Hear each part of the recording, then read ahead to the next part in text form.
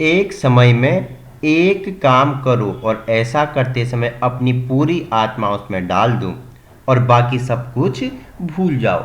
देखो, आपको अगर एक कार्य करना है तो पूरी शक्ति उसमें आपको निहित करनी होगी।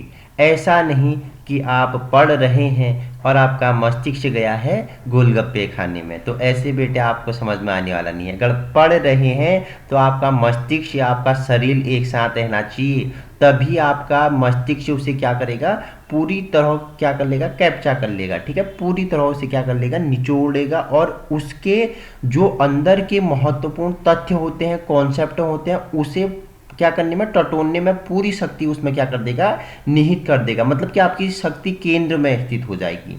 ठीक है, अगर आप देखो पढ़ाई कर रहे हो, ध्यान आपका कहाँ है बताओ, बाजार गया है, आंखें आपका क्या है, किताबों में है, तो उससे आपको क्या होगी, हानि ही पहुंचेगी। तो नमस्कार साथियों, स्वागत है आप सभी का अपने यूट्यूब चैनल बिहेवियर एजुकेशन उपकार की क्लास में। उत्तराखंड प्रश्नोत्तरी सभी परीक्षाओं के लिए महत्वपूर्ण भाग 3 के बारे में परिचर्चा कर रहे हैं। इससे पहले हमारे भाग 2 कंप्लीट हो गए हैं, जिसमें हमने 50 प्रश्नों की व्याख्या की थी। क्वेश्चन 50 थे, लेकिन व्याख्या हमने कितने, 500 क्वेश्चंस की करती थी। आज भी हमारे 25 क्वेश्चंस हैं, कितने, 25 क्वेश्चंस हैं। ठीक है, याद रखना कितने क्वेश्चन, 25 क्वेश्चंस हैं, लेकिन हम व्याख्या कितने, 50 क्वेश्चंस की व्याख्या करने वाले हैं। ठीक है, तो आइए प्रारंभ करते हैं आज की श्रृंखला। बस आपको अगर मेरे साथ जुड़ना है ना बेटा, या तो पहले ही वीडियो स्किप करके लेफ्ट हो जाओ, अगर जुड़ना है तो क्या करना है, कॉपी कलम उठाना है, नोट्स बनाता है। क्योंकि देखो प्रश्न आपको एक दिख रहा है, लेकिन व्याख्या इससे पूरे 4 प्रश्नों की करने वाले हैं। क्वेश्चन पहला है आपके लिए, बगवाली पोखर का युद्ध कब हुआ था? तो इसकी 2 डेट सामने हैं, एक तो है 1779 में हुआ था, ठीक है, और कहीं कहीं है 1777 में हुआ था। ऑप्शन में आपको अगर 1777 मिले तो आपको 1777 पे क्या करना है, राइट करना है, और ऑप्शन में आपको 1779 मिले तो 79 पे क्या करना है, राइट करना है। युद्ध तो आपको पता चल गया, लेकिन बेटा आपके मस्तिष्क में सवाल उठ गया कि बगवाली पोखर युद्ध हुआ तो था, लेकिन किसके मध्य हुआ होगा? तो बेटा ये किसी के मध्य नहीं हुआ था, ये अपना गढ़वाल और कुमाऊं के मध्य हुआ था। ठीक है, कुमाऊं और गढ़वाल के मध्य हुआ था, कुमाऊं सेना और गढ़वाल सेना के मध्य हुआ था। ठीक है बेटा, इतना भी आपको पता चल गया। लेकिन अब आपके मन में एक सवाल और उठ गया कि कुमाऊं से इसका नेतृत्व किसने किया होगा? ठीक है, जो कुमाऊं सेना थी वहां से इसका नेतृत्व किसने किया? तो आपको बता दूं, MS रौतेला बेटा, इनका पूरा नाम था मोहन सिंह रौतेला। ठीक है, मोहन सिंह रौतेला ने इसके क्या किया, कुमाऊं सेना का नेतृत्व किया बगवाली पोखर युद्ध में। तो बेटा गढ़वाल से किसने किया होगा? तो गढ़वाल से ललित शाह ने किया था। ठीक है, गढ़वाल से किसने किया था? ललित शाह ने किया था। इस युद्ध में ललित शाह विजयी रहे बेटा। अब देखो इस युद्ध में कौन विजयी रहे? ललित शाह विजयी रहे। ललित शाह ने अपने पुत्र, ललित शाह का पुत्र कौन था बेटा? प्रद्युम्न शाह था, उसे कुमाऊं का राजा बना दिया। अब देखो कितने प्रश्नों की व्याख्या कर लिए। बगवाली पोखर युद्ध कब हुआ? 1779 में हुआ। किन दो सेनाओं के मध्य हुआ? गढ़वाल और कुमाऊं सेना के मध्य में हुआ। कुमाऊं से इसका नेतृत्व किसने किया? तो बेटा मोहन सिंह रौतेला ने किया। गढ़वाल से इसका नेतृत्व किसने किया? ललित शाह ने किया। नेक्स्ट क्वेश्चन बन गया कि बगवाली पोखर युद्ध में विजयी कौन हुआ? तो बेटा गढ़वाल का राजा ललित शाह हुआ। और इसने किसे कुमाऊं का राजा नियुक्त किया? तो अपने बेटे प्रद्युम्न शाह को क्या कर दिया? राजा नियुक्त कर दिया। देखो 50 क्वेश्चनों की व्याख्या हो गई ना, तो ऐसे ही चलना है। ठीक है, तो क्वेश्चन नंबर आपके लिए नेक्स्ट है 52। देखो लड़ी पांगती हो गया, खालिया हो गया और टॉप हो गया। ठीक है, और थाला हो गया। कितने बुग्याल बता दिए मैंने आपको? 3 बुग्याल बता दिए। लड़ी पांगती बुग्याल कहाँ है? पिथौरागढ़ में। खलिया टॉप बुग्याल कहाँ है? पिथौरागढ़ में। और थाला बुग्याल कहाँ है? पिथौरागढ़ में। ठीक है, तो तीनों आपको क्या करने हैं? याद रखने हैं। क्वेश्चन नंबर 53 है, इंपोर्टेंट है। खुदेड़ बेटी पुस्तक के लेखक कौन है? तो भजन सिंह आपका क्या हो जाएगा? राइट आंसर हो जाएगा।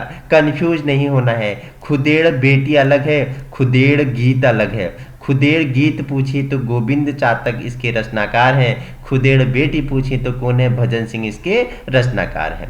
क्वेश्चन नंबर आपके लिए 55 है, बारसू घाटी किस जनपद में स्थित है? तो बारसू घाटी उत्तरकाशी में स्थित है। स्वांग नृत्य देखो किस यात्रा में किया जाता है, पहला क्वेश्चन तो हिलजात यात्रा में किया जाता है। तो दूसरा क्वेश्चन आपके मन में उठ गया ना, देखो आप जिज्ञासु हो, ठीक है, जानने की इच्छा है, तो दूसरा क्वेश्चन आपके मन में उठ गया, हिलजात उत्सव कहाँ मनाया जाता है, तो बताओ मुझे। बेटा बहुत अच्छा, पिथौरागढ़ के शोर घाटी में मनाया जाता है हिलजात महोत्सव, ठीक है, शोर घाटी में। किससे संबंधित है बेटा, तो कृषि एवं पशुपालक के उत्सव से ये संबंधित है, ठीक है। आपसे पूछ ले हिलजात महोत्सव किससे, कृषि और पशुपालक उत्सव है, ठीक है। कहाँ मनाया जाता है, पिथौरागढ़ के शोर घाटी में, ठीक है। इससे कौन सा नृत्य संबंधित है, स्वांग नृत्य से संबंधित है बेटा, ठीक है। क्वेश्चन नंबर 57 है आपके लिए, गणिका नाटक किसकी पुस्तक है, तो किसकी प्रसिद्ध चित्रकार हुए थे हमारे गढ़वाल के मौला राम, जिनका नाम था, तो उन्हीं की पुस्तक आपकी क्या है, गणिका नाटक, ठीक है। गणिका नाटक किसकी है, मौलाराम की पुस्तक है, ठीक है। जब तक जीना तब तक सीखना, अनुभव ही जगत में सर्वश्रेष्ठ शिक्षक है बेटा। जब तक सांसें चलेंगी तब तक आपको सीखना है, क्योंकि आपका अनुभव ही क्या है, आपको दिन प्रतिदिन निखारती है। क्वेश्चन नंबर 58 है आपके लिए, स्वयं सिद्धा नामक उपन्यास किसके द्वारा लिखा गया, तो किसके द्वारा, गौरा पंथ द्वारा, जिन्हें शिवानी के नाम से भी जाना जाता है, ठीक है। स्वयं सिद्धा किसकी रचना है, किसका उपन्यास है, गौरा पंथ, शिवानी के नाम से जाना जाता है। क्वेश्चन नंबर 59 है आपके लिए, राज्य की किस कमीशन ने अपने शासनकाल में हिल रेजिमेंट का गठन किया था, तो कमिश्नर थे कौन, हेनरी रेमजे, उनके द्वारा 1858 में क्या किया गया, हिल रेजिमेंट का गठन किया गया था। क्वेश्चन नंबर 60 है, देखो 5 ताम्र मानव आकृतियां किस स्थान से प्राप्त हुई हैं, तो नैनीताल क्षेत्र के पिथौरागढ़ से प्राप्त हुई हैं। खोजा कब किया, 1999 में इन्हें खोजा गया है, ठीक है। 1999 से बच्चों के मन में आ गया कारगिल युद्ध, ठीक है, कनेक्ट कर दिया। 1999 में क्या हुआ था, कारगिल युद्ध या विजय युद्ध भी कहते हैं, ठीक है।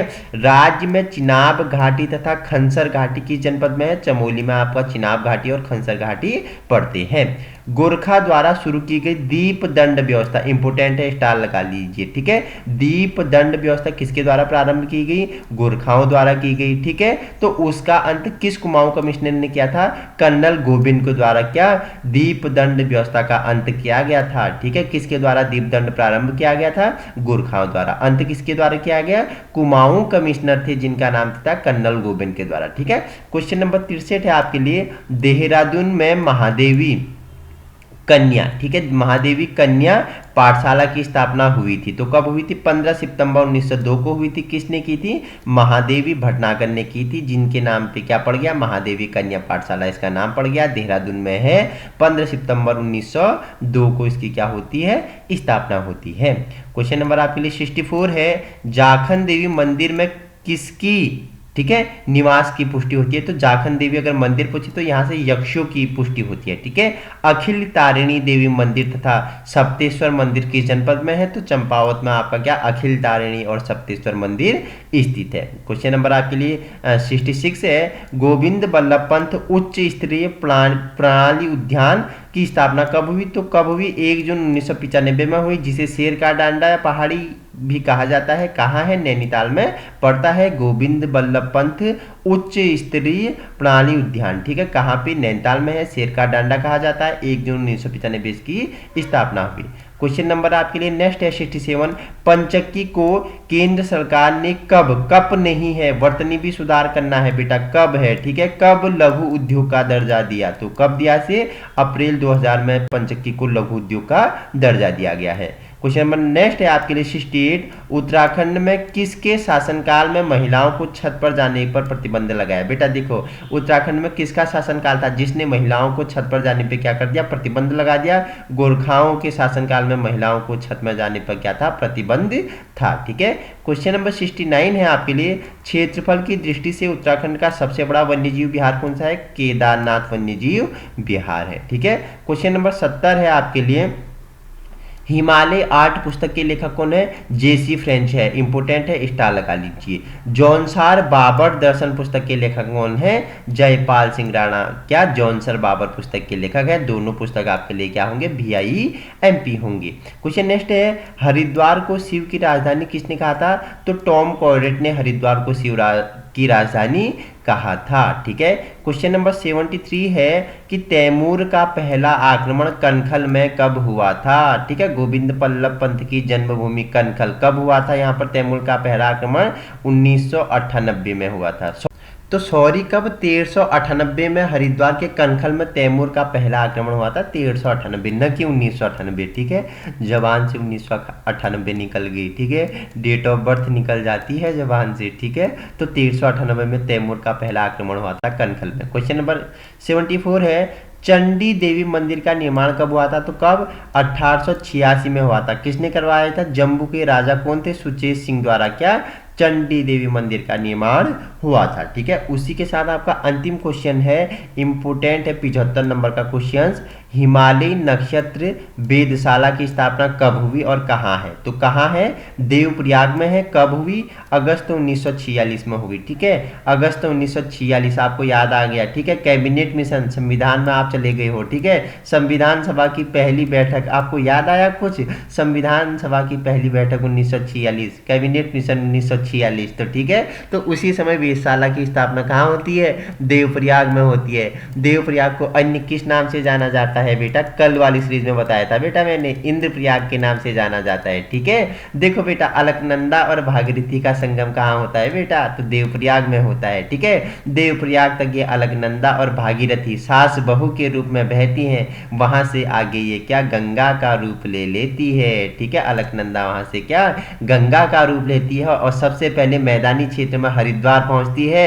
और गंगा की सबसे पहली सहायक नदी, मुझे आप बताएंगे बेटा कि सबसे पहले सहायक नदी गंगा की कौन है। ठीक है, तो हमने कितने 25 क्वेश्चंस का पूरा निचोड़ व्याख्यात्मक रूप में परिचर्चा कर ली। अगर आपको इसी प्रकार की वीडियो चाहिए तो आप हमारे यूट्यूब चैनल बिहेवियर एजुकेशन उपकार की क्लास में क्या हो सकते हो, संलग्न हो सकते हो। हमारा उद्देश्य क्या है, आपको व्यवहारिक शिक्षा प्रदान करना है। और आपके लिए नेक्स्ट जो मेरा कंटेंट तैयार हो रहा है वो हो रहा है सारा एनसीईआरटी से। ठीक है, पूरा एनसीईआरटी से आपके लिए हस्तलिखित नोट में तैयार कर रहा हूं और उसी की वीडियो में आपके लिए लेके आऊँगा, जहां से आपके लिए VIMP होता है और जहां के आंसर क्या होते हैं, सर्वमान्य होते हैं।